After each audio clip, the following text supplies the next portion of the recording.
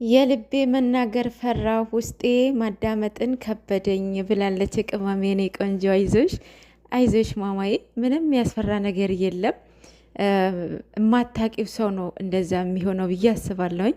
ብሩክ ደግሞ አብራችሁ ተያይዛችሁ ከልጅነት አብራችሁ እያደጋችሁ ብዙ ነገር እየተዋወቃችሁ የመጣችሁ ልጆች ናቸው። ማርዬ አይኖ ትላንትና እንደዛ የሆነችበትን ምክንያት የደነገጠችበትን ምክንያት ያው እሷ ሌላ ሰው ትተዋወቅ ያለሽ ብሎ ነው ያመጧት። ግን ደግሞ ነገራቶችን ተገልብጠው ነው ያገኘችው። ለዛ ነው የደነገጠችው። አሁንም ድንጋጤ አላለቀም ወይም አልተዋትም መሰለኝ። እንግዲህ የውስጥ የመናገር ፈርቻለሁ ብላለች። እንግዲህ እናንተ ደግሞ ድራማ ሊሰሩ ነው እያላችሁ ነው። እና ፍቅር ላይ ድራማ አለ ወይ? ለእናንተ ነው ይሄ ጥያቄ ማለት ነው። መጀመሪያ ፍቅር ምንድን ነው? የእውነት የማሉ ድራማ አለ ወይ? አይታችኋል? እናቴ ትሙት ነው ያለው፣ ሙሺ ትሙት ነው ያለው። እመቤታችን ስንቴ እንደጠራት እና ድራማ ነው ስትሉ አታፍሩ? እንግዲህ ቅመም የኔ ቆንጆ የኔ እናት አይዞሽ፣ በጣም ኮርተንብሻል ማርዬ። የፍቅር ጥያቄ የተጠየቀችው ቅመሟ ሃይማኖት ታደሰ ከቡታጀራ ዩቱበሮች በአሁኑ ሰዓት ከቡታጀራ ዩቱበሮች ሴቶችን ለወንድ ጥያቄ የፍቅር ጥያቄ የሚያቀርቡበት ጊዜ ላይ ሀገራችንም ያሰደቡ ያዋረዱ፣ እነሱም ተዋርደው ሌሎቹም ሴቶች እያዋረዱ ብዙዎች አይተናል።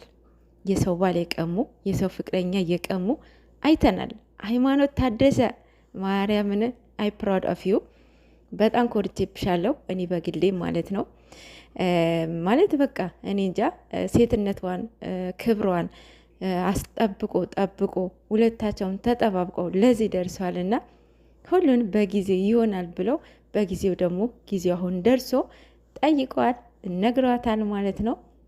እንግዲህ አሁን ምንም የሚመጣ ነገር የለም። ቅመምዬ ምናልባት ዛሬ ላትቀበለው ትችላለች። አንደኛ ነገር ያው እኛ ሴቶች መግደርደር ግዴታችን ነው። ሲቀጥል አሁን ቅመሟ አልቀበልም ልትል አችልም። ምክንያቱም ኦልሬዲ አብረው ነው የሚኖሩት። ገብቷቸዋል። ግን ደንግጣለች ማለት አሁን በዚህን ሰዓት የፍቅር ጥያቄ እያቀርብልኛል ብላ አላሰበችም። ሲቀጥል 2 ዓመት ድረስ ሙሉ ፍቅራቸውን በግላቸው አልተገላለጹም። ግን ደግሞ ቃል ገብተዋል።